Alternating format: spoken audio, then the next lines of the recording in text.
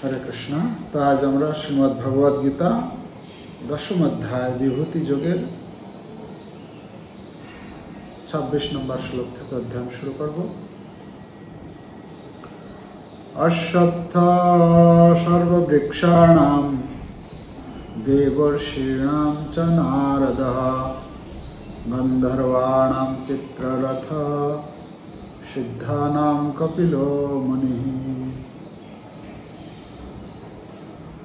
সমস্ত বৃক্ষের মধ্যে আমি অশ্বত্থ, দেবর্ষিদের মধ্যে আমি নারদ, গন্ধর্বদের মধ্যে আমি চিত্ররথ এবং সিদ্ধদের মধ্যে আমি কপিল মুনি। তো এখানে ভগবান তার বিভূতি বর্ণনা করছেন। আমরা ইতিপূর্বে ভগবানের এই বিভূতি 25 নম্বর শ্লোক পর্যন্ত আমরা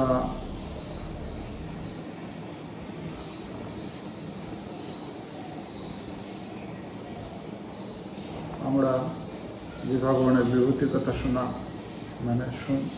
ভগবানের কাছ থেকে শুনছি, এখানে এই যে সমস্ত বিভূতির কথা বর্ণনা করা হচ্ছে, এটা যদি আমরা ক্যাটাগরি ওয়াইজ ভাগ করি, তাহলে দেখব আমরা ভগবান কিছু দেবতাদের মধ্যে বলেছেন, কিছু গুণাবলী তার বর্ণনা করেছেন, প্রকৃতি সম্বন্ধে বলেছেন, মুনি ঋষিদের সম্বন্ধে বলেছেন, মানব এবং রাজাদের সম্বন্ধে বলেছেন, প্রাণীদের মধ্যে আমি কি সেটা বলেছেন, দর্শন ফিলোসফি তার উপর সেই সম্বন্ধে বলেছেন, দর্শনের উপরে বলেছেন, আইন শৃঙ্খলার উপরে বলেছেন, তারপরে বৈদিক মন্ত্রসমূহের উপরে বর্ণনা করেছেন। এভাবে ভগবান তার এই বিভূতিসমূহ এই 19 নম্বর শ্লোক থেকে পুরো 20 নম্বর শ্লোক থেকে, সাধারণত 19 নম্বর শ্লোকে বলেছেন আমি বলবো, 20 নম্বর শ্লোক থেকে 39 নম্বর শ্লোক পর্যন্ত ভগবান তার বিভূতির কথা তিনি তুলে ধরেছেন। তো এইখানে যেটা বলছেন অশ্বত্থ সর্ববৃক্ষাণাম, মানে হচ্ছে অশ্বত্থ বৃক্ষ। এই অশ্বত্থ বৃক্ষ হচ্ছে ভগবান বলছেন এই হচ্ছে আমি। তো আমরা দেখি অনেকেই এই অশ্বত্থ বৃক্ষের পুজো করে থাকে, है ना, পুজো করতে দেখি। আর তিনি হচ্ছেন দেবর্ষিদের মধ্যে নারদ মুনিকে তো আমরা আমাদের কাছে তো অন্তত পক্ষে খুবই পরিচিত। নারদ মুনির সম্বন্ধে, নারদ মুনির মহিমা সম্বন্ধে আমরা জানি। যত এই জগতের বড় বড় ভক্তদেরকে দেখি আমরা, গীতা, ভাগবত, রামায়ণ, বিভিন্ন পুরাণ, যত সমস্ত বড় বড় ভক্ত, প্রায় আমরা দেখি নারদ মুনির শিষ্য। ব্যাসদেব, ধ্রুব মহারাজ, প্রহ্লাদ মহারাজ, চিত্রকেতু মহারাজ, তারপরে প্রাচীন ভবিষ্যৎ, অনেক অনেক অনেক ভক্ত যারা এই নারদ মুনির কাছ থেকে ভগবত তত্ত্বজ্ঞান গ্রহণ করে, তারা ভগবানের মহান ভক্তে পরিণত হয়েছে এবং ভগবানের অত্যন্ত প্রিয় হচ্ছেন নারদ মুনি। তাই ভগবান বলছেন দেবর্ষীণাম নারদ। আর তিনি বলছেন আর একটা কথা এখানে, যে গন্ধর্বদের মধ্যে আমি হচ্ছে চিত্ররথ। চিত্ররথ হচ্ছে স্বর্গে থাকেন তিনি। চিত্ররথ, আমরা চিত্ররথের পরিচয় পাই ভগবান যখন অর্জুন যখন স্বর্গে গিয়েছিলেন, সেখানে চিত্ররথ তাকে এই বিদ্যা মানে কি বলে তাকে, নৃত্যবিদ্যা, তারপরে বাদ্য যন্ত্র বাজানো, রথ পরিচালনা, বিভিন্ন রকম শিক্ষা এই চিত্ররথের কাছ থেকে পেয়েছিলেন। বিশ্বাবসু পূর্বচিত্তি গন্ধর্বা অপ্সরা সার।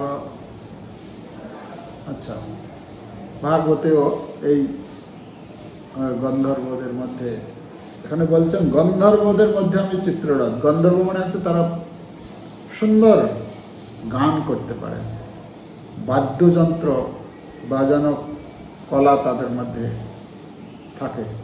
আর যত সমস্ত গন্ধর্ব আছে তার মধ্যে শ্রেষ্ঠ হচ্ছেন চিত্ররথ। তাই ভগবান বলছেন আমি হচ্ছি চিত্ররথ। সিদ্ধদের মধ্যে আমি কপিল মুনি। কপিল মুনি তো ভগবানেরই অবতার, তো সে সম্বন্ধে আর কোনো আমাদের বুঝতে অসুবিধা হয় না। কপিল মুনি সম্বন্ধে শ্রীমদ্ ভাগবতমের 3য় স্কন্ধে কপিল দেবহতী সংবাদ, কপিল মুনি কিভাবে দেবহতীর পুত্ররূপে কর্দম ঋষি, কর্দম মুনি এবং দেবহতীর পুত্ররূপে অবতীর্ণ হয়েছিলেন। তিনি অবতীর্ণ হয়ে শেষে তিনি আমাদের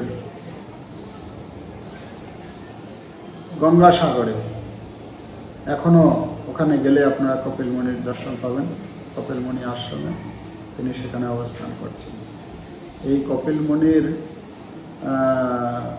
মুনির মাধ্যমে কপিল মুনি তপস্যা করছিলেন। আর সেই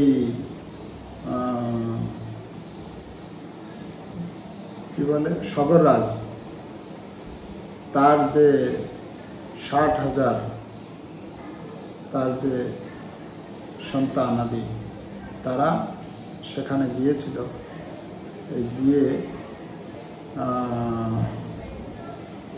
এই কপিল মুনির চরণে অপরাধ করেছিল এবং তার ফলে কপিল মুনির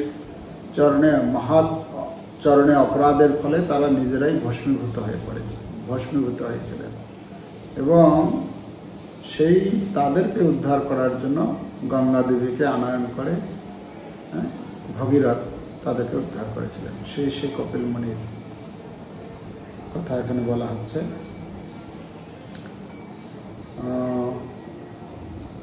তার পরবর্তী শ্লোক, উচ্চৈঃশ্রব সমস্যানাম বিদ্ধি মামৃতদ্ভবম ঐরাবতম গজেন্দ্রাণাম নরাণাম চ নরাধিপম।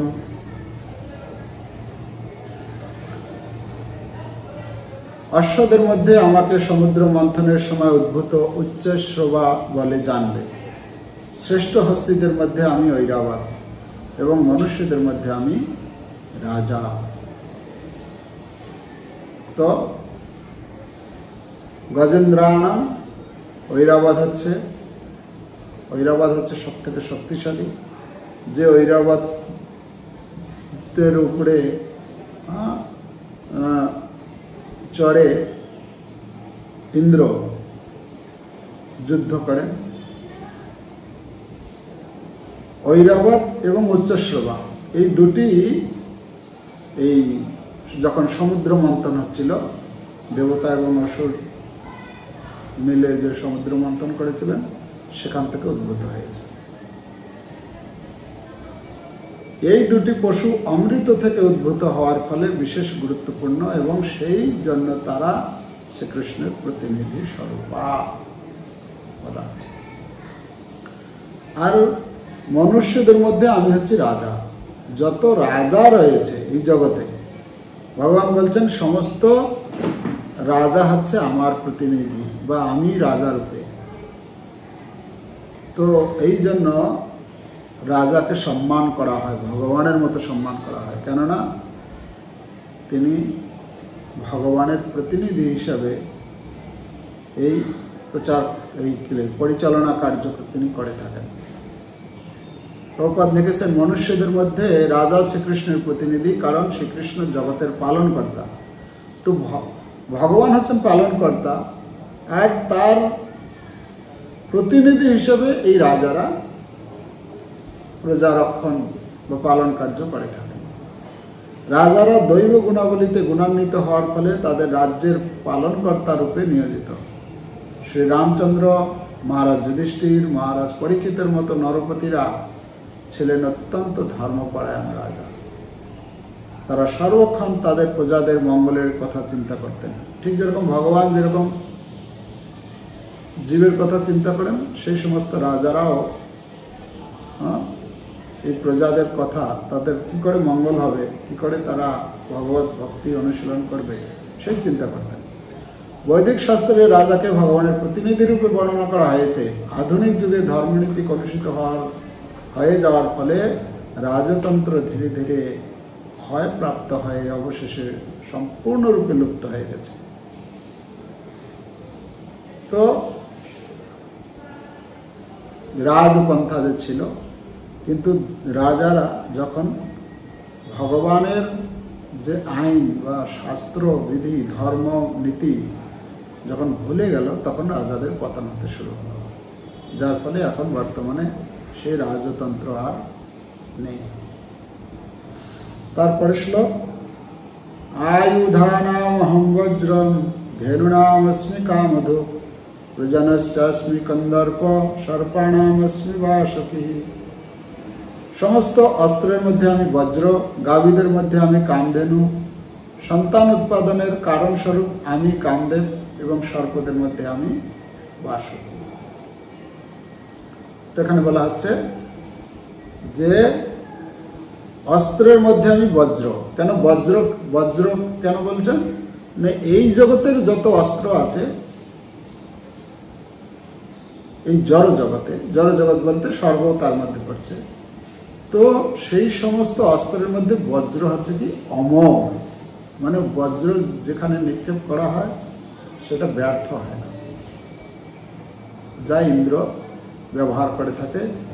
এই বজ্র ভগবানের নির্দেশে দধিচি মুনির অস্থি থেকে এই বজ্র নির্মাণ হয়েছিল।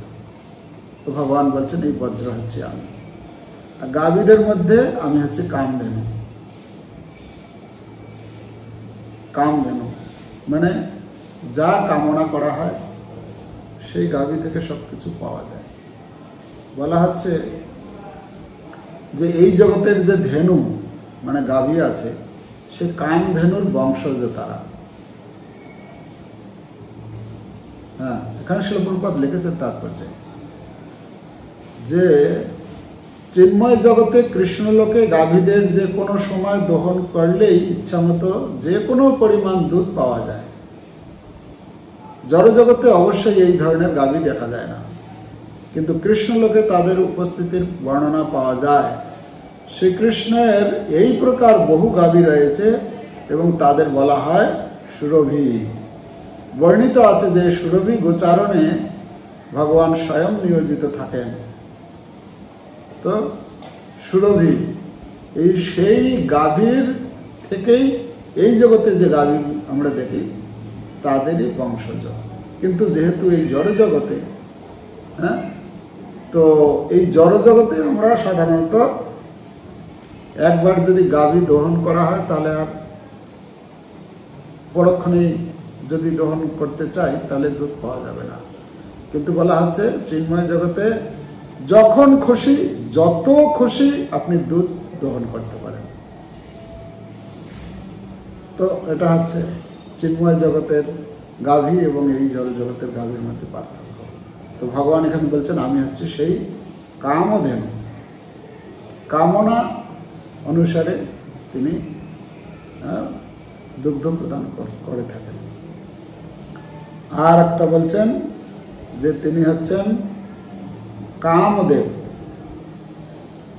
প্রপাদ লিখেছেন যে কন্দর্প হচ্ছে কামদেব, যার প্রভাবে সুসন্তান উৎপন্ন হয়, তাই কন্দর্প শ্রীকৃষ্ণের প্রতিনিধি। ভগবদ গীতা ভগবান বলছেন অন্য এক জায়গায় যে কাম ধর্ম অবিরুদ্ধ কামস্মি, যে সুসন্তান উৎপন্ন মানে সন্তান উৎপাদনের জন্য যে কামকে ব্যবহার করা হয় এই যে আমাদের ভেতরে যে কাম যে উত্তেজনা আমাদের মধ্যে আসে, সেটা কন্দর্পের মাধ্যমে সেটা হয়ে থাকে। সে বৃন্দাবনের লীলা রয়েছে যে একবার কামদেব কি করেছিলেন, ভগবান শ্রীকৃষ্ণকে পরাভূত করার জন্য তার শক্তি প্রয়োগ করছিলেন, কিন্তু তার শক্তি প্রয়োগ করবে কি, কামদেব স্বয়ং ভগবান শ্রীকৃষ্ণের রূপে আকৃষ্ট হয়ে পড়েছেন। মানে কামদেবের কাজ হচ্ছে জীবের হৃদয়ে কাম ভাবকে জাগরিত করা। তার তীর স্বর যোজন করে তিনি সেই কাম বাণ নিক্ষেপ করেন। সেই কাম বাণ যখন নিক্ষেপ করেন তার কারো প্রতি, তখন সে কামের দ্বারা প্রভাবিত হয়ে পড়েন। তো সেই মানে কৃষ্ণের প্রতি সে প্রয়োগ করতে গিয়েছেন, আর কৃষ্ণের প্রতি প্রয়োগ করতে গিয়েছেন তিনি নিজেই কৃষ্ণের রূপে আকৃষ্ট হয়ে পড়েছেন। এই জন্য মানে কামের আর এক নাম হচ্ছে মদন। এই মদন কি করেছেন, মোহিত হয়ে গিয়েছেন কৃষ্ণের প্রতি, তাই তার মানে কৃষ্ণের নাম হচ্ছে মদন ও মোহন। মানে যিনি মদনকে, কামদেবকে যিনি মোহিত করতে পারেন, মদন ও মোহন। আর সেই মদন মোহনকে যিনি আকৃষ্ট করেন শ্রীমতী রাধারানী, তো এই জন্য বলা হয় রাধারানীকে বলা হয় মদন ও মোহন মোহিনী। তো এখানে বলা হচ্ছে কামদেব হচ্ছেন ভগবান, কন্দর্প হচ্ছেন স্বয়ং তিনি। আর এখানে প্রভুপাদ লিখেছেন, ইন্দ্রিয় তৃপ্তির জন্য যে কাম তা কখনোই শ্রীকৃষ্ণের প্রতিনিধিত্ব করে না, কিন্তু সুসন্তান উৎপাদনের জন্য কামকে বলা হয় কন্দর্প, এবং তিনি শ্রীকৃষ্ণের প্রতিনিধিত্ব করেন।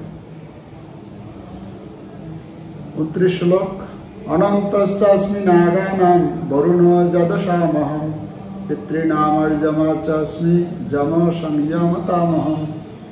সমস্ত নাগদের মধ্যে আমি অনন্ত, এবং জলচরদের মধ্যে আমি বরুণ, পিতৃদের মধ্যে আমি অর্যমা, এবং দণ্ডদাতাদের মধ্যে আমি যম। ঠিক আছে, আমরা পরে যাব, যদি কারো কোনো প্রশ্ন থাকে কোনো বিষয় সম্বন্ধে তখন আমরা সেটা আলোচনা করব। এখানে নাগ সম্বন্ধে বলা হচ্ছে। নাগ মানে হচ্ছে নাগ আর সর্প, দুটোর মধ্যে পার্থক্য কি? নাগ মানে হচ্ছে তার বহু ফণা থাকে, আর সর্প মানে হচ্ছে এক ফণা। যেমন বাসুকি, পরবর্তীতে প্রভুপাদ যখন বলবেন আরো বাসুকি সম্বন্ধে তখন আমরা আলোচনা করব। পরের শ্লোক, প্রহ্লাদশ্চাস্মি দৈত্যানাম কালহ কলমতা কাল কলয়তামহম মৃগাণাম চ মৃগেন্দ্রহম বৈনতেয়স্য পক্ষিণাম। তো ভগবান বলছেন এখানে, দৈত্যদের মধ্যে আমি ভক্তিমান প্রহ্লাদ, দৈত্য কুলের মধ্যে ভগবান বলছেন আমি হচ্ছে প্রহ্লাদ।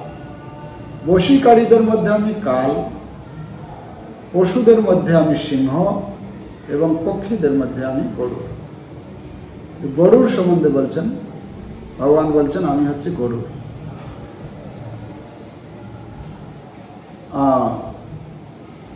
গরুড়দেব সম্বন্ধে বলা হয় থাকে যে সমগ্র পক্ষীকুলের মধ্যে শ্রী বিষ্ণুর বাহক গরুড় সর্বশ্রেষ্ঠ।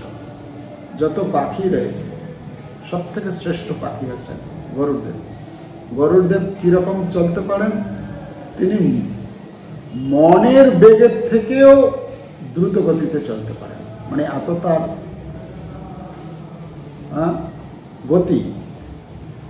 বলা হয় গরুড়দেব যখন এক স্থান থেকে ভগবানকে অন্য স্থানে নিয়ে যান, তখন তার যে ডানা, তার যে পাখা যে আন্দোলিত হয়, সেই আন্দোলিত হওয়ার পরে যে শব্দ হয়, যেরকম আমাদের হেলিকপ্টার বা প্লেন যখন চলে তখন আওয়াজ হয় না, তো তার পাখা যখন চলে যখন আওয়াজ হয়, সেই আওয়াজটা সামবেদের মন্ত্র উচ্চারিত হয় তার মাধ্যমে।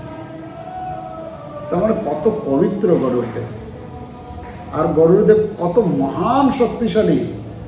আমরা জানি যখন সমুদ্র মন্থন হওয়ার পূর্বে সেই পর্বতকে, মন্দার পর্বতকে যখন মন্থন দণ্ডরূপে ব্যবহার করবেন বলে দেবতা এবং অসুরীরা মিলে সেই পর্বতকে তুলে আনতে গিয়েছিলেন, তো তারা কি হয়েছিল, ওখানেই ওই পাহাড় তুলতে তুলতে একদিকে তুলে তো আর একদিকে পড়ে যায়, মানে এরকম অবস্থা। বলা হয়েছে ওই পাহাড়ের তুলতে গিয়ে ওর নিচে চাপা পড়ে কত যে অসুর আর দেবতা মারা গিয়েছিল, মানে তারা এই পর্বতকে তুলে আনতে পারেনি। তখন তারা যখন ভগবানের শরণাপন্ন হলেন, তখন ভগবান গেলেন গরুড়দেবকে নিয়ে গিয়ে ভগবান কি করলেন, এক হাতে করে সেই পর্বতটাকে উঁচু করে গরুড়ের পিঠে রাখলেন। আর যারা মারা গিয়েছিলেন ভগবান তাদের প্রতি দৃষ্টিশক্তির মাধ্যমে তাদেরকে পুনরুজ্জীবিত করলো। পরে দেবতাদেরকে এবং অসুরদের, মানে যতজন দেবতা ছিল এবং যতজন অসুর ছিল সবাইকে কি করলেন, এই গরুড়ের পৃষ্ঠে আরোহণ করতে বললেন, তোমরা সবাই এখানে উঠে পড়ো।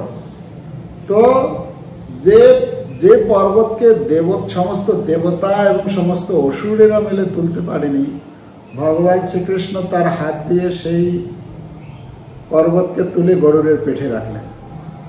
সমস্ত দেবতাগণ গরুড়ের পিঠে উঠলেন, অসুরেরা উঠলেন, ভগবান উঠলেন, উঠে গরুড়দেবকে বলছে চলো সেই সমুদ্রের তীরে। আর গরুড়দেব সবাইকে নিয়ে এক মুহূর্তের মধ্যে সেখানে পৌঁছে দিলেন। তা আমরা এখান থেকে অনুমান করতে পারি তাহলে গরুড়দেব কত মহান, কত শক্তিশালী, তাই না? এরকম অনেক অনেক অলৌকিক লীলা রয়েছে গরুড়দেব। তো গরুড়দেব এত মহান সে কথা এখানে ভগবান বলছেন। এই জন্য ভগবান বলছেন যে আমি হচ্ছি পক্ষী কুলের মধ্যে গরুড়দেব। তারপরে শ্লোক, পবন পবতামস্মি রাম শস্ত্রভৃতামহম যশাণম মকরস্যাস্মি স্রোতস্যামস্মি জাহ্নবী। পবিত্রকারী বস্তুদের মধ্যে আমি বায়ু। বায়ু হচ্ছে সবকিছুকে পবিত্র করে। যখন বায়ু কি করেন, তার শক্তির দ্বারা সবকে পবিত্র করে দেন। শস্ত্রধারীদের মধ্যে আমি পরশুরাম। পরশুরাম হচ্ছেন শস্ত্রধারী। শস্ত্রধারীর মধ্যে পরশুরাম, মানে পরশুরাম এরকম শস্ত্রধারী, তিনি যাকে বধ করবেন। আমরা জানি যে ভাগবতমে বর্ণনা করা হচ্ছে যে এই পরশুরাম 21 বার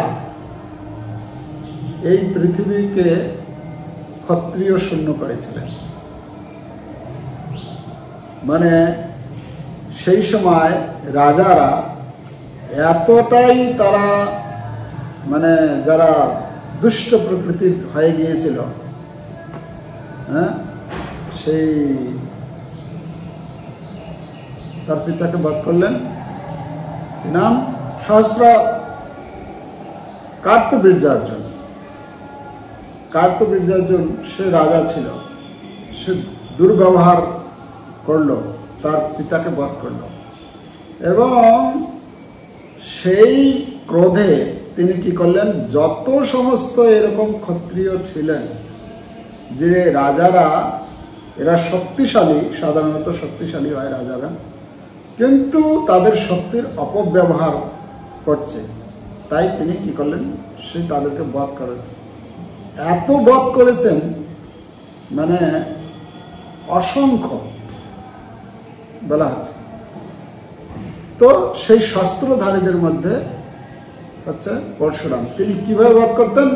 শুধুমাত্র তার যে পরশু কুঠার দিয়ে সবাইকে তিনি বধ করতেন। মৎস্যদের মধ্যে আমি মকর এবং নদী সমূহের মধ্যে আমি গঙ্গা। গঙ্গা হচ্ছে অত্যন্ত পবিত্র নদী। গঙ্গা হচ্ছে ভগবানের, কোথা থেকে এসেছে? ভগবানের পাদ পদ্ম থেকে। ভগবান বলি মহারাজকে যখন করেছিলেন, মানে দান গ্রহণ করেছিলেন, ত্রিপাদ ভূমি, শ্রীমদ্ ভাগবতে বর্ণনা রয়েছে যে ত্রিপাদ ভূমি যখন ভিক্ষা করেছিলেন, তিনি এক পা দিয়ে এই ভূলোককে দখল করেছিলেন, হ্যাঁ, আর দ্বিতীয় চরণ দিয়ে তিনি পুরো স্বর্গলোক, ঊর্ধ্বলোক দখল করেছিলেন। তো যখন উপরের পা যখন তিনি উপরে বাড়াচ্ছিলেন, তখন কি হচ্ছিল? একদম এই ব্রহ্মাণ্ডের আবরণ ভেদ করে বলা হচ্ছে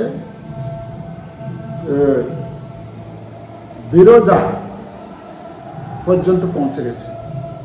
আর ব্রহ্মাজি যখন দেখছেন সেখান থেকে, মানে যখন ব্রহ্মাণ্ডের আবরণ ভেদ হয়ে গেছে, তো তখন কি হয়েছে? সেই বিরজা থেকে ভগবানের পাদপদ্ম ধৌত করে বিরজার জল বয়ে এসেছে। আর সেই জলকে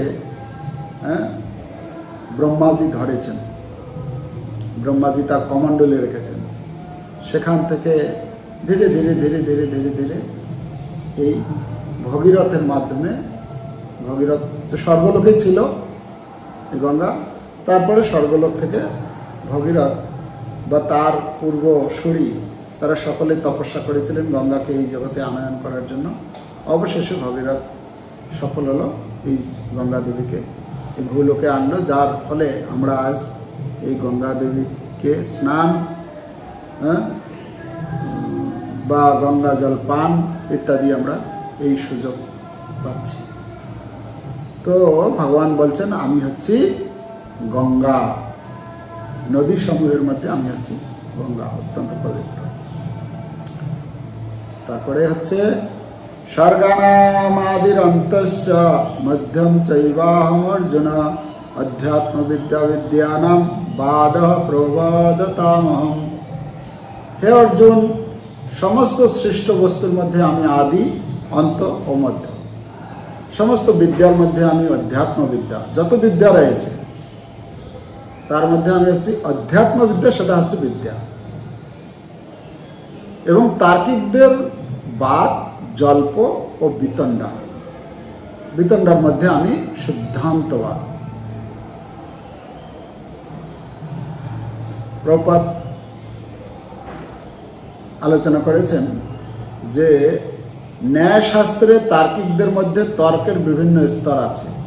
বাদী ও প্রতিবাদীর যুক্তি তর্কের সমর্থনে সাক্ষ্য বা প্রামাণিক তত্ত্বকে বলা হয় জল্প, পরস্পর পরাস্ত করার প্রচেষ্টাকে বলা হয় বিতণ্ডা এবং চূড়ান্ত সিদ্ধান্তকে বলা হয় বাদ। এই চূড়ান্ত সিদ্ধান্ত হচ্ছে শ্রীকৃষ্ণের প্রতীক।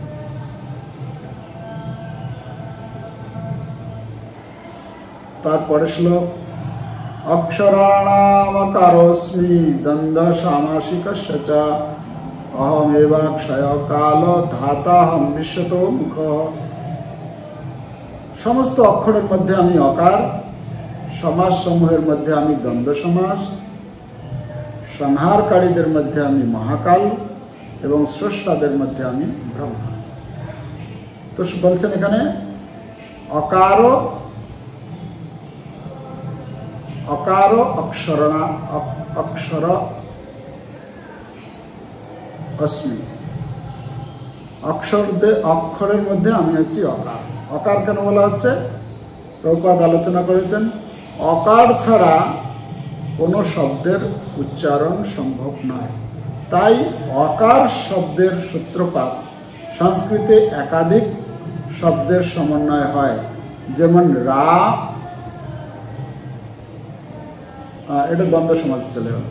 আচ্ছা, অকার মানে হচ্ছে যেমন ক, অ, খ, গ, মানে আমরা যে ব্যঞ্জন বর্ণ যে উচ্চারণ করছি, যে শব্দ, যে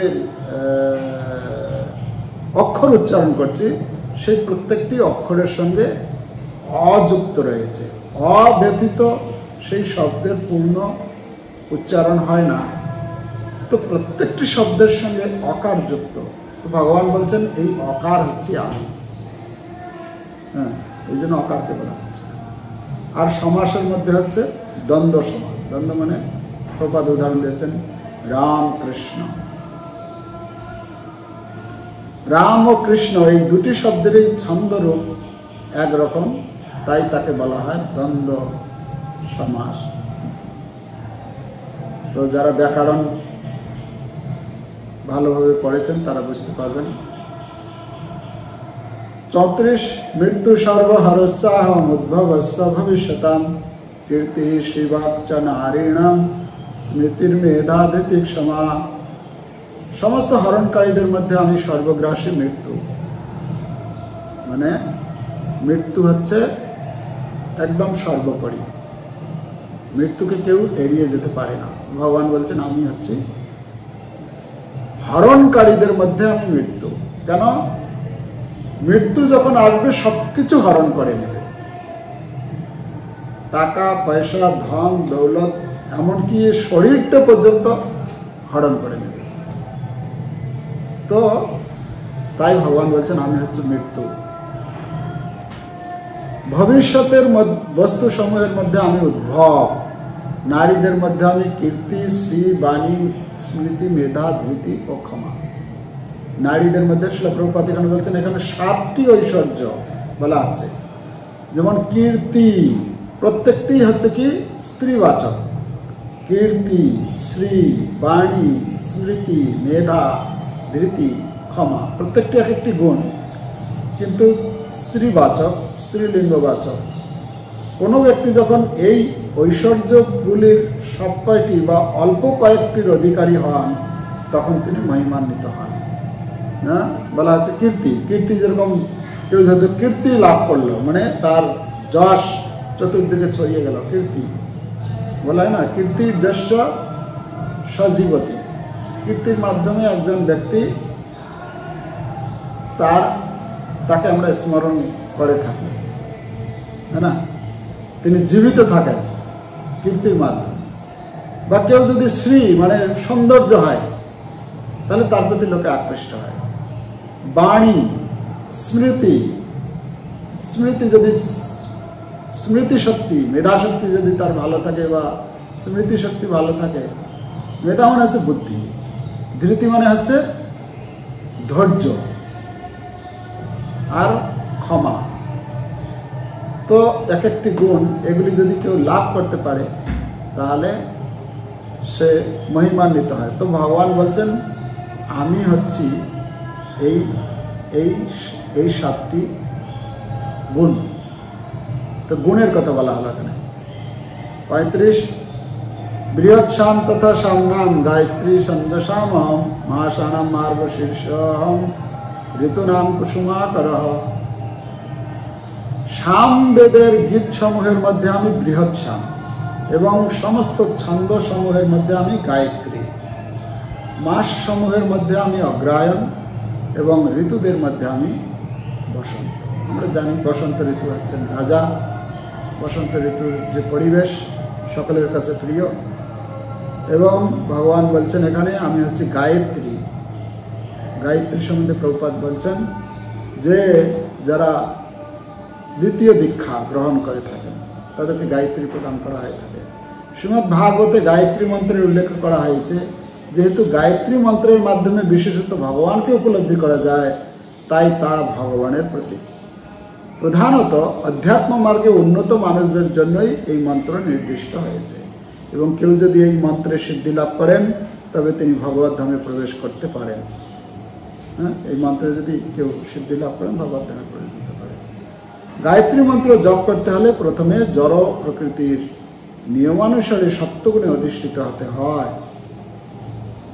সত্যগুণে অধিষ্ঠিত হয়ে যথার্থ স্তরে স্থিত ব্যক্তির গুণ অর্জন করতে হবে।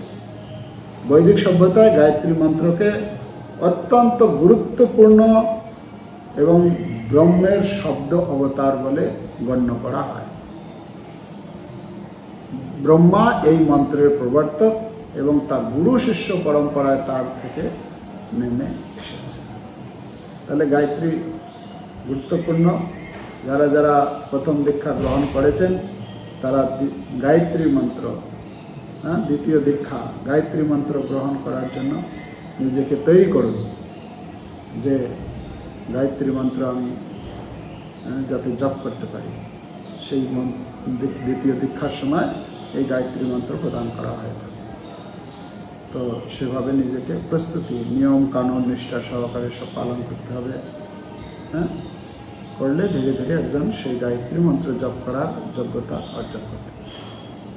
এবং তার জন্য আমাদের ইস্কনের যে সমস্ত নীতি নিয়ম রয়েছে, শাস্ত্র অধ্যয়ন করতে হবে তার আগে, তারপরে নিয়ম কানুন ঠিকঠাক পালন করছে কিনা, তারপরে ভক্তিশাস্ত্রী করতে হবে। তো এগুলো করার মাধ্যমে ধীরে ধীরে একজনকে তারপরে পরীক্ষা দিতে হবে। সেই পরীক্ষা পাস হলে তখন তাকে গায়ত্রী মন্ত্র প্রদান করা হয়ে থাকে। তো আপনারা যারা যারা যারা দীক্ষা নেননি দীক্ষার জন্য প্রস্তুতি নেবেন, আর যারা যারা দীক্ষা নিয়েছেন প্রথম দীক্ষা, তারা দ্বিতীয় দীক্ষার জন্য নিজেকে তৈরি করুন সেভাবে। ঠিক আছে, কত নম্বর শ্লোক হলো? 36, 35 হলো। 36 থেকে 42। আচ্ছা, আর দু একটা শ্লোক পড়ি। দূতম ছলয়তামস্মি তেজস তেজস্বিনামহম জয়োস্মি ব্যবসায়স্মি সত্যম সত্যবতামহম। সমস্ত বঞ্চনাকারীদের মধ্যে আমি দ্রুতক্রীড়া এবং তেজস্বীদের মধ্যে আমি তেজ। আমি বিজয়, আমি উদ্যম এবং বলবানদের মধ্যে আমি বল। ঠিক আছে।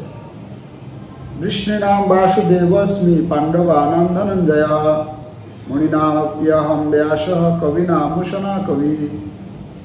বৃষ্ণিদের মধ্যে আমি বাসুদেব এবং পাণ্ডবদের মধ্যে আমি অর্জুন। মুনিদের মধ্যে আমি ব্যাস এবং কবিদের মধ্যে আমি উষণা। উষণা অর্থাৎ শুক্রাচার্য কে বলা হয় উষণা। দুইজন হচ্ছেন ব্রাহ্মণ, হচ্ছে দেবতাদের হচ্ছেন বৃহস্পতি, আর অসুর দৈত্য দানবদের মধ্যে পুরোহিত হচ্ছেন উষণা অর্থাৎ শুক্রাচার্য। দণ্ড দময়তামস্মি নীতিরস্মি জিগীষতাম মৌনম চাস্মি গুজ্জানাম জ্ঞানম জ্ঞানবতামহম। দমনকারীদের মধ্যে আমি দণ্ড এবং জয় অভিলাষকারীদের মধ্যে আমি নীতি। গোপনীয় বিষয়সমূহের মধ্যে আমি মৌন এবং জ্ঞানবানদের মধ্যে আমি জ্ঞান। 39 বিভূতির অন্তিম শ্লোক। যচ্চাপি সর্বভূতানাং বীজম তদহম অর্জুন ন তদস্তি বিনা যচ্ছাৎ ময়া ভূতম চরাচরম। হে অর্জুন, আমি সর্বভূতের বীজ স্বরূপ। যেহেতু আমাকে ছাড়া স্থাবর জঙ্গম কোনো বস্তুরই অস্তিত্ব থাকতে পারে না, তো ভগবান বলছেন এখানে আমি হচ্ছে সর্বভূতের বীজ। বীজ যদি না হয় তাহলে সে বৃক্ষ হতে পারে না। ঠিক তেমনি ভগবান এখানে বলছেন সমস্ত জীবের বীজ হচ্ছে বিশ্বরূপ আমি। আর গীতা আবার ভগবান বলছেন আমি হচ্ছে বীজ প্রদানকারী। আমি বীজ প্রদান করে থাকি, যার ফলে এই প্রকৃতি, জননী স্বরূপ প্রকৃতি এই সৃষ্টি কার্য সম্পাদন করতে পারে। তো এখানে এই পর্যন্ত ভগবান বিভূতি বলছেন। 40, 41 এবং 42 এই শ্লোক কয়টি আগামীকাল পাঠ হবে। হরে কৃষ্ণ কৃষ্ণ কৃষ্ণ হরে হরে, হরে রাম রাম রাম হরে হরে।